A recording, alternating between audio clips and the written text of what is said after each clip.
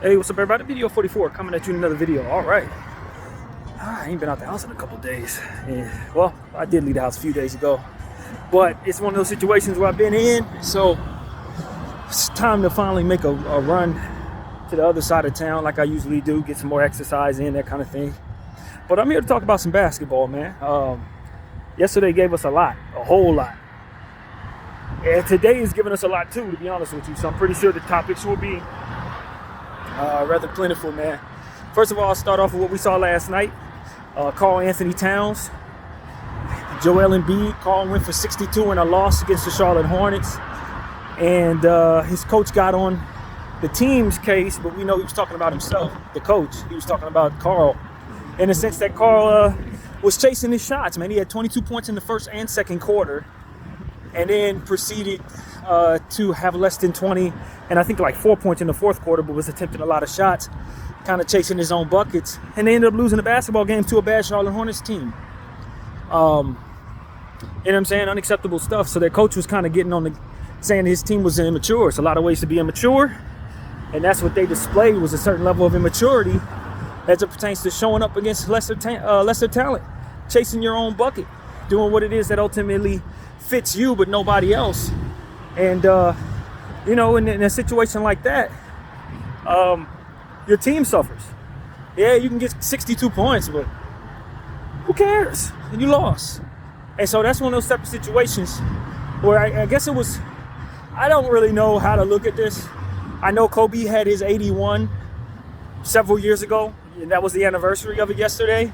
So maybe players were seeking out an opportunity to try to break that record or try to meet that record. Or it was the league giving those guys a bunch of free throws, try to up their scoring. I don't know what it was, but it seemed like a little more than a coincidence to me that two players had over 60 points in the same game when you consider that it was that anniversary.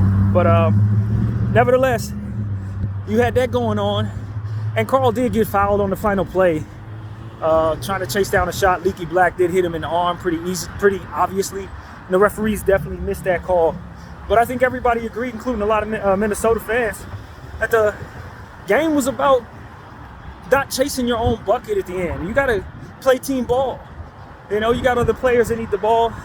You getting 70 and 80 points in a loss ain't celebrating Kobe Bryant, that's for damn sure, because he, in that game, when he had 81, won the game.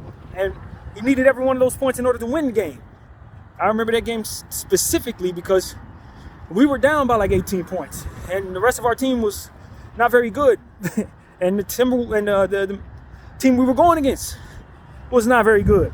So Kobe, just in a space of frustration, started just seeking out his own opportunities and was very efficient in doing so, and looked up and just happened to have like 70 points with like 9 minutes to go in the fourth quarter, so then started chasing it down. But the only reason why he was still on the floor is because the game was close. And he won the game. And so I remember feeling how frustrated I was losing to the damn Raptors in that game, being down by 18, being mad, like legitimately mad in that game because of how we were suffering a loss at that point. And then Kobe started taking over. So it's like, you could try to score 1 million points, but if you lose the game, you were doing the opposite of what Kobe was doing.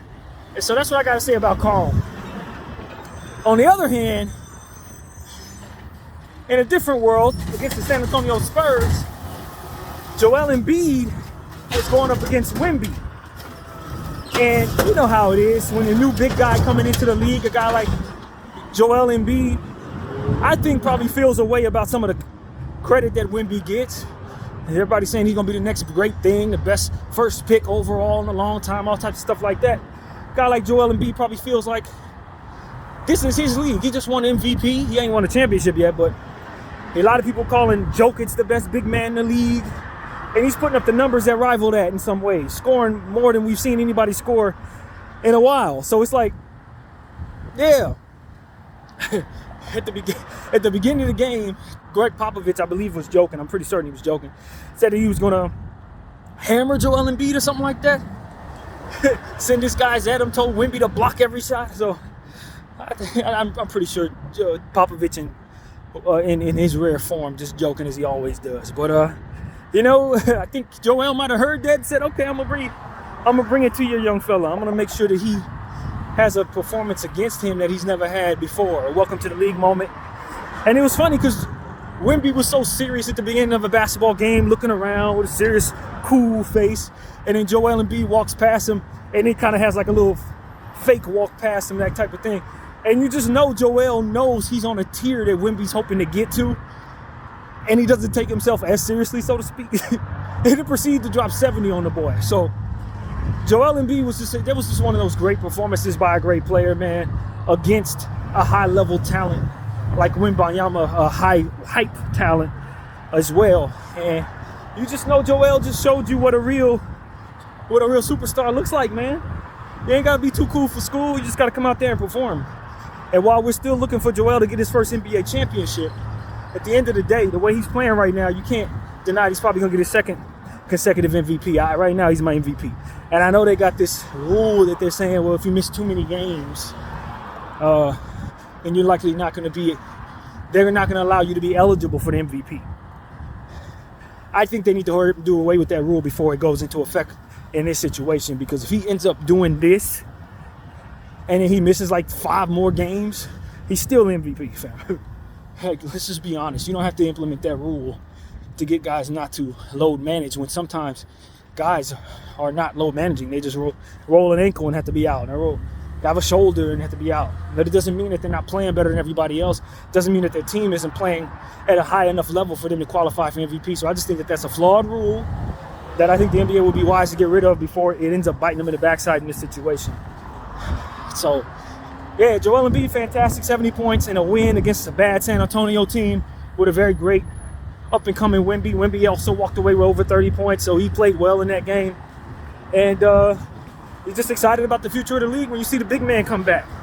3 big men really showed up in that night where we were celebrating Kobe Bryant's 81 points. So that's something to really take a look at. And then you look at Kevin Durant having a pump fake. It wasn't a pump fake. It was a double pump shot at the buzzer. I don't even know how he realized Alex Caruso was trying to swipe at the ball and pump faked at the buzzer just in time to get the shot off to beat the Chicago Bulls. Spectacular fashion. One of the great players of all time, doing great players of all time type stuff. Kevin Durant's wondering why he isn't in the GOAT conversation. He don't have enough rings, quite honestly. It ain't because he went to Golden State, it's because he left that he's not in the GOAT conversation for me. If he'd have stayed there and kept winning championships with that team, I think he would be in that GOAT conversation, because he was obviously the best player on that team while he was there. Sorry, Steph Curry, he just was, man. He just was. He was just the best player on the team. And so, you know, he got into it with I did not say get into it with a fan, but a fan that said, you're not in that GOAT conversation because you went to Golden State. And he told the fan to grow up or something like that. But in my mind, that's not why he's not in the GOAT conversation. He's not in the GOAT conversation because he ain't won enough championships. He ain't had enough personal accolades. No MVPs, or one MVP rather. Of course he got one MVP. But you know, it's just not enough accredited to his name to call him an NBA greatest of all time type of guy. That's the problem. But when you consider what he is, shot for shot, bucket for bucket, he is one of the greatest players ever played his game. And accomplishments are just a lot of times have to do with things outside of your control. Have to do with things outside of what your politics will allow you to benefit from. A lot of times, if you're not somebody's favorite, that kind of thing, you might not get the MVP nod that year, this, that, and the third. So a lot of times, when it comes to the MVP specifically, I don't really look at it the same way a lot of people do, because I know a guy can be shooting the MVP just off the strength of being the coach's favorite or however that goes.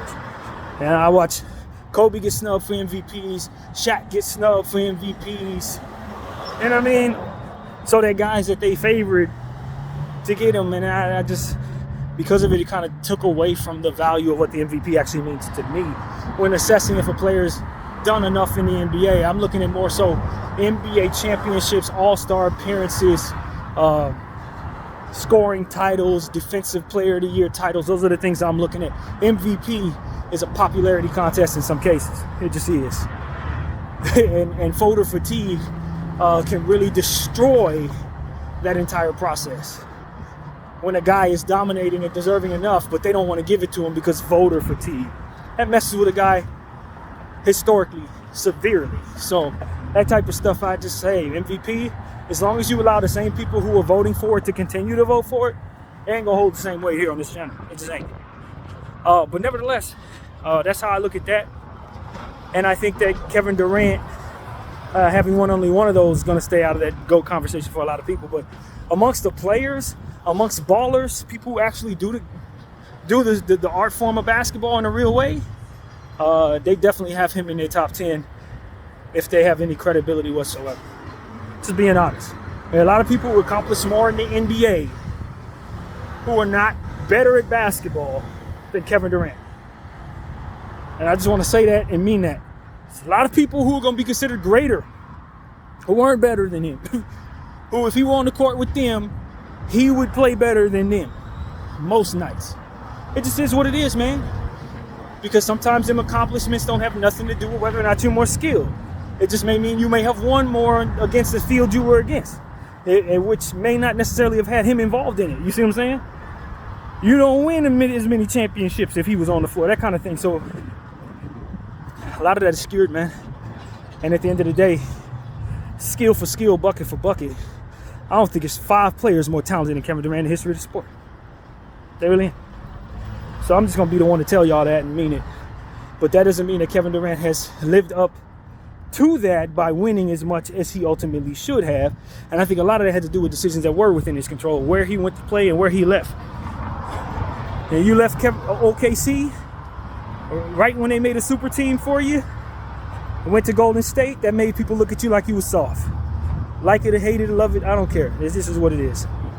And then when you left Golden State, because you got into it however that went, and went to a bad franchise like the Nets, it's a terrible decision for your career. Didn't work out, blah, blah, blah, that went south. You left there and went to Phoenix to join a super team over there. That just reinforced more of the same. So I think the reason why Kevin Durant ain't considered one of the greatest players of all time is because of the choices that Kevin Durant made. I really believe that. So that's what he had to live with, knowing that he's more talented than these dudes. You know he's more talented than most of these dudes. You know damn well he's more talented than most of these dudes. But that ain't got nothing to do with your path through the NBA and your choices in the NBA. It just is what it is. Guys got to learn from Kevin Durant. You could be the most talented dude, but if you make the wrong decisions, you're going to fall below some of these dudes who just simply didn't. And it just is what it is. So that's what I got to say, Kevin Durant, man. I know your game is better than most of these dudes. I know that. I don't need nobody to tell me Kevin Durant is more talented than so-and-so who's in the Hall of Fame, tiered up higher than him. We know he's better than that dude. Period. So that is that's what needs to be said. What else, man? What are some other things that went on in the NBA yesterday? Luka Doncic got dropped fair and square. Jaylen Brown from the evil Boston Celtics crossed him up. I didn't see no push off there. He put the ball behind his own back. And Luka the Don went flying the other way onto the ground. I don't know if I give you all the kudos in the world, because to be honest with you, Luka the Don ain't that great of a defender, man. That's not what you pay Luka to do. You know, like, if I'm being completely honest, I think Luka is overachieved defensively for what his capabilities should in theory be. He ain't a defender. He should be getting cooked more than he does. I think he actually plays better defense than probably what people would expect him to. So, you ain't gonna get all the kudos in the world on this channel for dropping a non-defender, bro. And not, but I thought it was a hell of a highlight. But it's not like you dropped some amazing freaking defender that just never should be on the ground. Nah, man, Luka can drop. Like, he's not a great defender.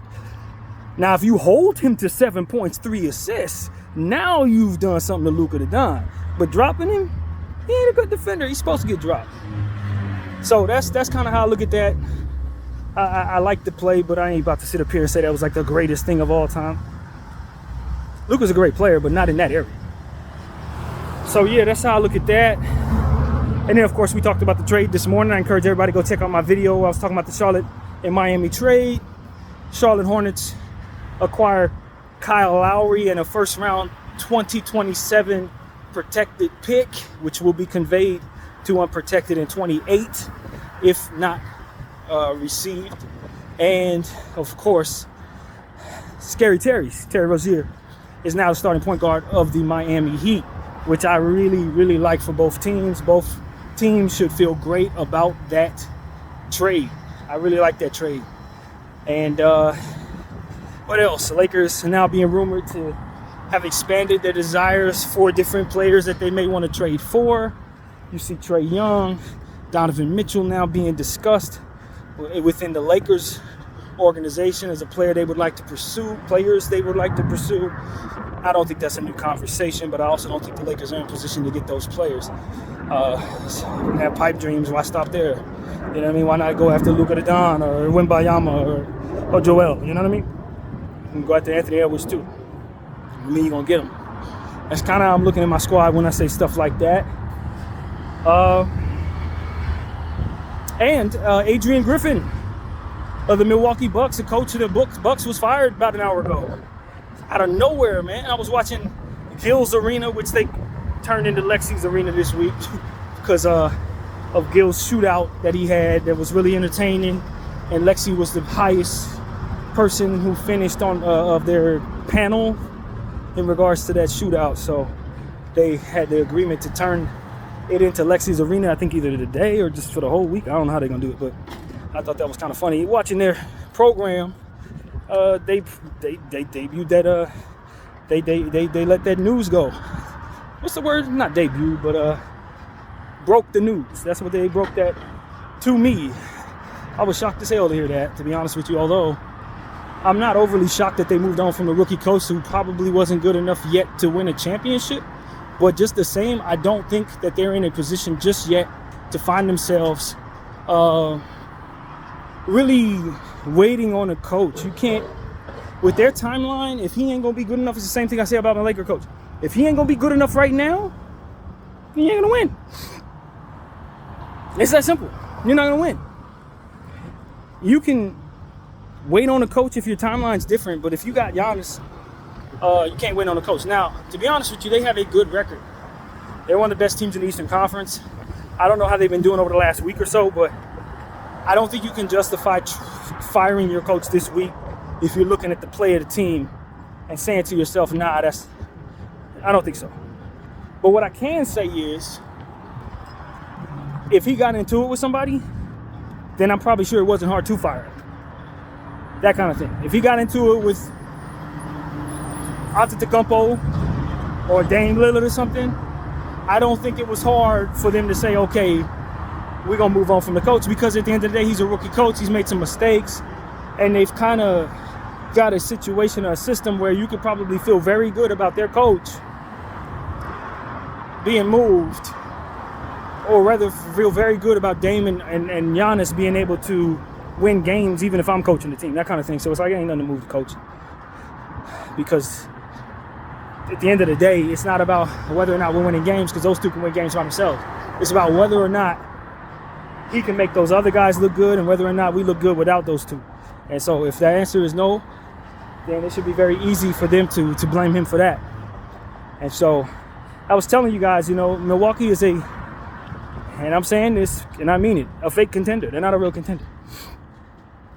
And the reason why is because they are relying upon two guys, one of them who don't play no defense in Dame, to carry them throughout a playoff series. And while you can do that in the regular season, when it's time to buckle down and really play for a championship situation where teams have a chance to study you and play you over and over again, the weaknesses of those two probably gonna glare at the wrong time, and then you're looking at other players who probably ain't good enough to carry them through those weaknesses. Dame's weakness defensively, Giannis's weakness jump shooting, and then the rest of those players, they're just not that great, man. Middleton's a little far over the hump. You got Brook Lopez. He's he's playing well, but he doesn't particularly rebound very well. He's older now. Bobby Portis not particularly great defensively. So it's like they don't have the greatest team, and they're missing that point of attack defender like Jrue Holiday, who can also get a bunch of buckets, to help them on both sides of the floor to assist with Giannis's two-way ability. So now you're asking Giannis to play more defense, try to make up for Dame's mistakes, and now you got Malik Beasley in the starting lineup. This is not a real contender to me, man. It is a better version of the LA Lakers, to be honest. And so that's how I look at them. They're in the boat with my team in Golden State. It's teams that can win in the regular season if things are clicking. But once it comes to the playoffs, if they don't make some moves that make them significantly better than they are right now, ain't going nowhere. And so that's why I'm telling y'all they're a fake contender. They're not real. And when they come up against the Boston Celtics, they're probably out of there in 5. You know what I mean? Go up against the Nuggets if they happen to get to the finals, they're out of their sweep. Like, they're just not good enough, in my opinion. So maybe this helps. Maybe they can move on from coach and then find somebody that can do the job. From what I understand, they're hiring an interim. I wouldn't be surprised if they bring back Budenholzer. Wouldn't shock me at all. So that's something to consider right now, given the fact that they fired Adrian Griffin halfway through the season in his rookie year, which is something you don't see very often. But yeah, man, that's what's going on. You know, I was shocked, but I think listening to Lexi Zarina and them, they were basically saying that they think it was probably something personal happened. And look, you can't get into it with Antetokounmpo's brother. This is one of them situations where maybe he didn't get into it with Giannis, but he might have got into it with Costas. That'll get you fired too. You know what I'm saying? Not to overly speculate, because who knows what happened there, but it's the type of thing where it's like you think you can get away with something. You can't get away with that. Not over there. By the way, Giannis, man, I don't know if I would have Costas on my team, brother. I think you'd be mad at me. You probably want to leave my roster, because I'm not going to have him on my teams stinking up the joint, and then I can't hold him accountable for sucking. Like, I'm not worried for that. And I just speculate that maybe that might have been something that could have led to the deterioration of the situation. Because that boy ain't that good, man. He ain't good. But you got him out there because he's your brother. But the team has needs. And he eating a roster spot. You look at all these guys that are coming out of the G League, all the players that are around the league that are affordable in nature that you can get. And you got your brother eating a roster spot when you know he's not an NBA player. Nah, fam. Nah, that's bad. And granted, you're worth 2 players, so you can make up for all his weaknesses, which is why people will go for that. But as you start to age, it's going to be hard to keep him in the league, bro.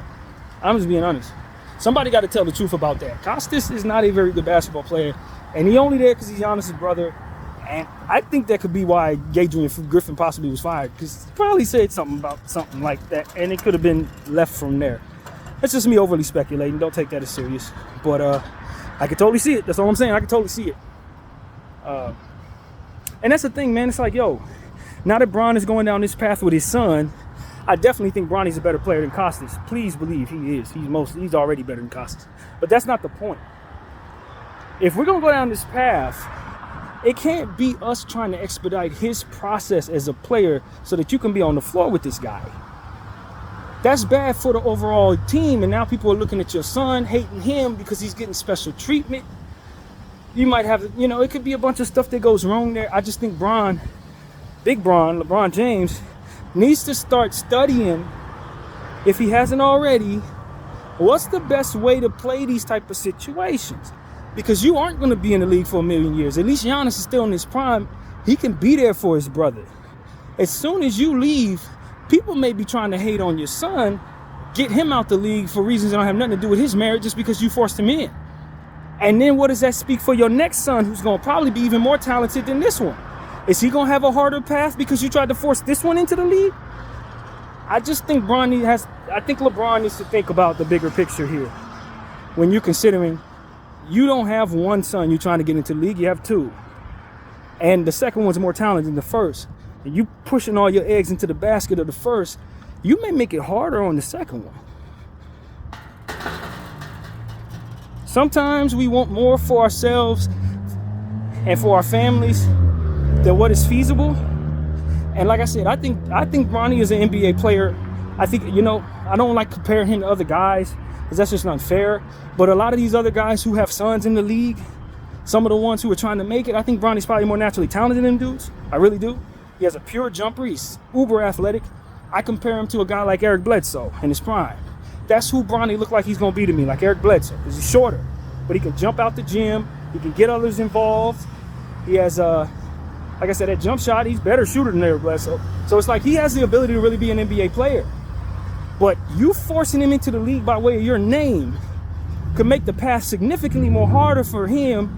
And then when the little one come in, Bryce, who we already know gonna be all pro if he continues on the development he on, because he's not lacking in height.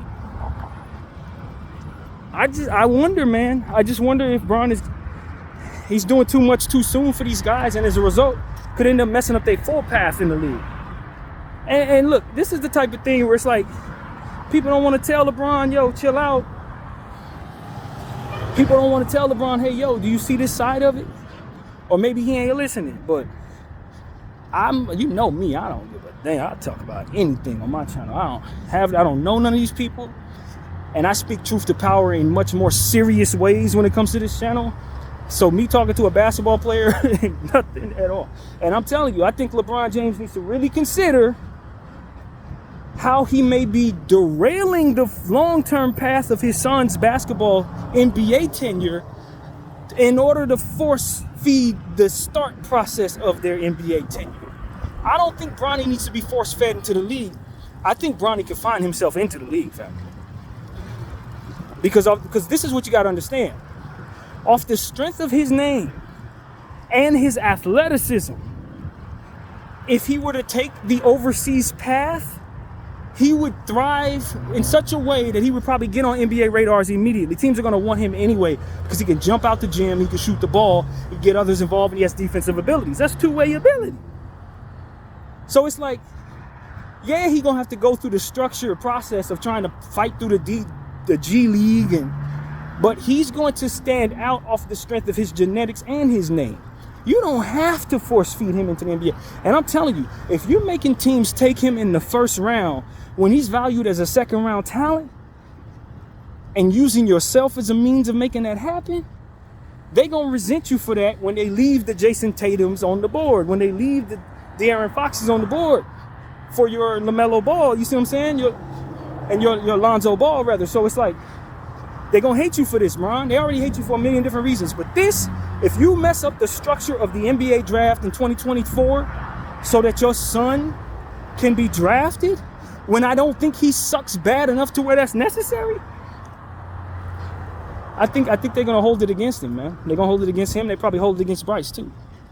So that's something that needs to be said. I don't know if Bron's thinking that way, but I think he needs to be. I legitimately think he needs to be. Because that is a part of this process that could have a backfiring effect. And while you got all the power in the league when you're in the league, and maybe you continue to have that if you become an owner, it can still trickle down to other aspects of your game, of your circumstance that makes it so that you're on the wrong side of what people would prefer. And they already resent how things have gone with Clutch and the ascension of Rich Paul. They already resent that. So it's like, you forcing your son into the league using your playing as an ability to be acquired. You acquire him, you acquire me type stuff. I just think that has a high possibility of backfiring. High possibility of backfiring. Especially with you exiling yourself from the Lakers, specifically this franchise, in order to make it happen. People will hold that against you.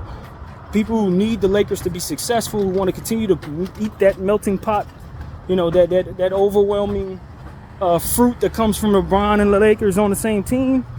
There's people who still want to make money off of that prior post after what this is going to be. And so you leaving the Lakers, turning us back into blah. It's going to be some people who ain't happy about that, who ain't going to like the fact that you stopped their meal, man. Just so you could go play with your son in Utah or some stupid stuff like that. There's going to be some people who really hate that, bro. And while I know you don't care, you better know what the result of that is, because you don't have to care to be hit by the consequences of it. You know what I mean? Just like I always say about fear.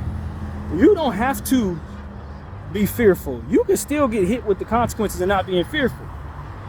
You know what I mean? It's like, okay, I'm not fearful. That's cool, but you jump off that roof, you're gonna break some legs. You're gonna hurt. You ain't gotta be afraid. Like, certain stuff is just like not worth the consequences. Never mind your attitude toward it.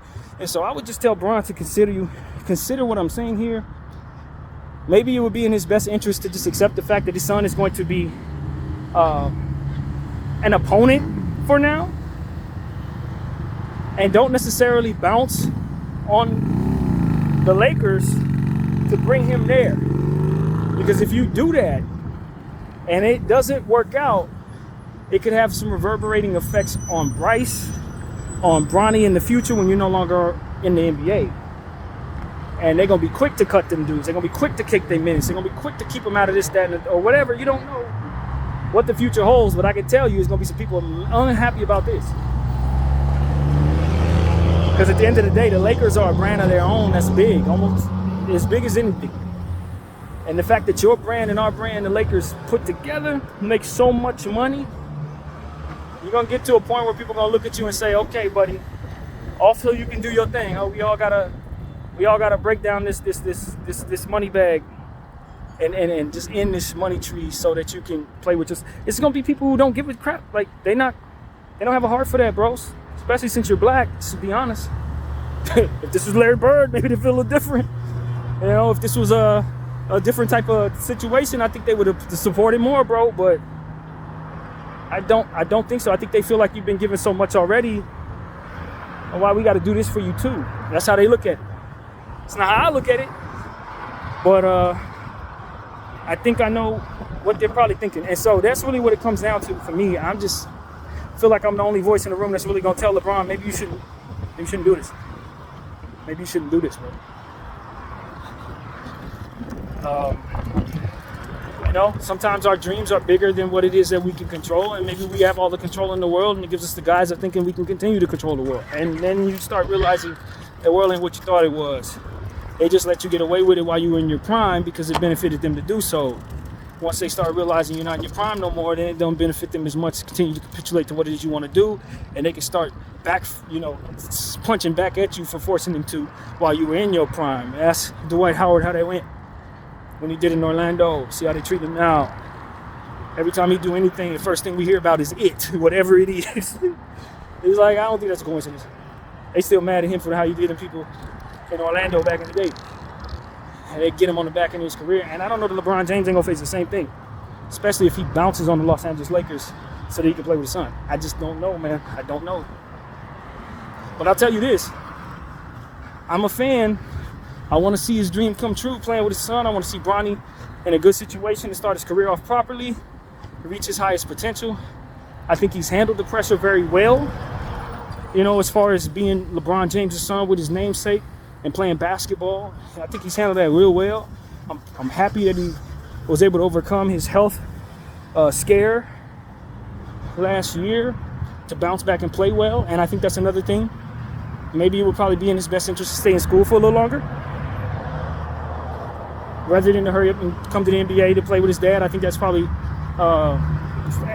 forcing his development into a space where it probably doesn't benefit him very much.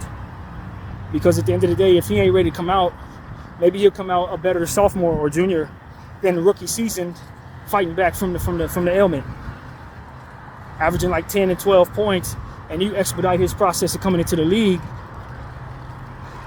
and then he ain't ready to be a rotational player, but you're forcing the coach to play him so that you can live your dream, and it just becomes a situation where he doesn't get off to a good start, maybe however that goes. So for me, it's just like, I don't know about that, man. I don't know about that. Maybe it would be best for you to back off. Let him figure out what he wants to do.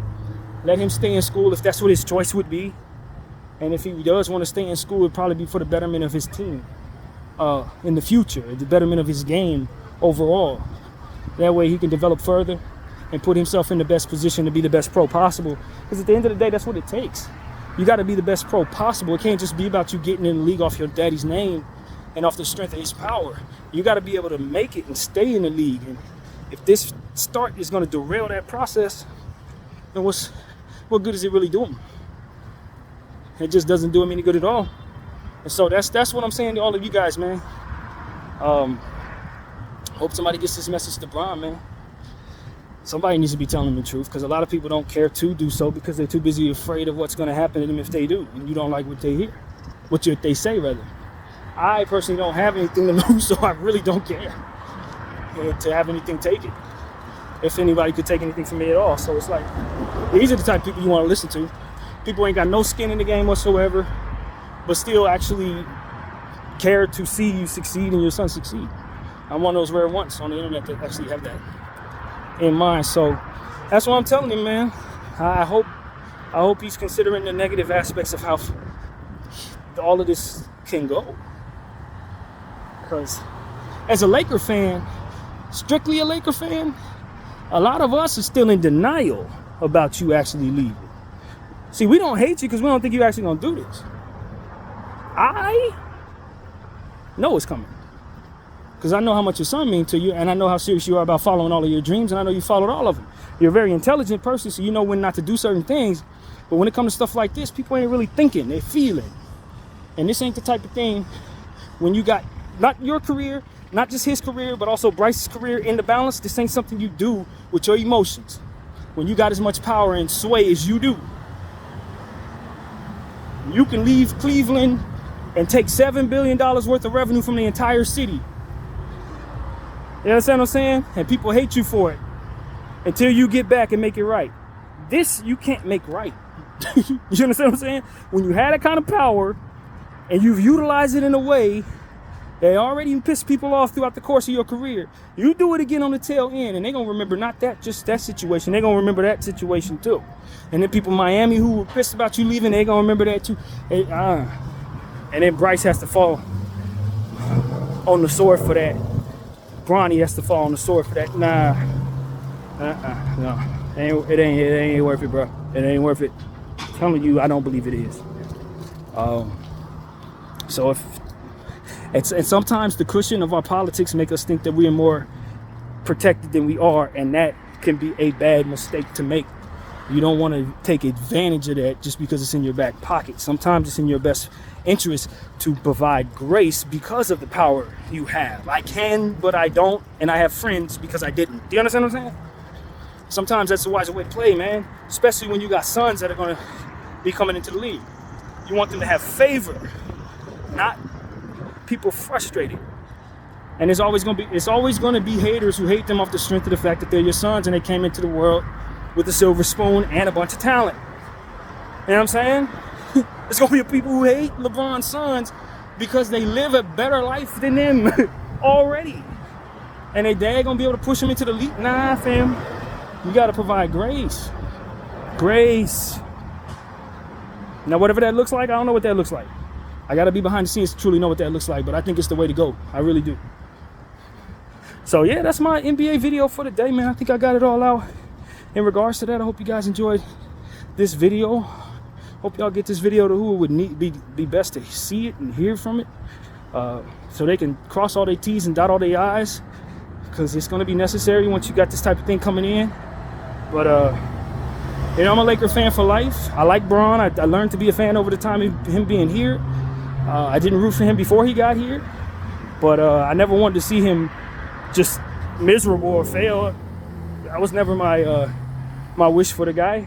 And now that he's been a Laker, I want to see him succeed even further. So, yeah, man, he don't have to do it here, but we prefer he would. You know, that's pretty much what I got to say about that. So, yeah, my name is BDO44. I thank y'all for watching. I'm out.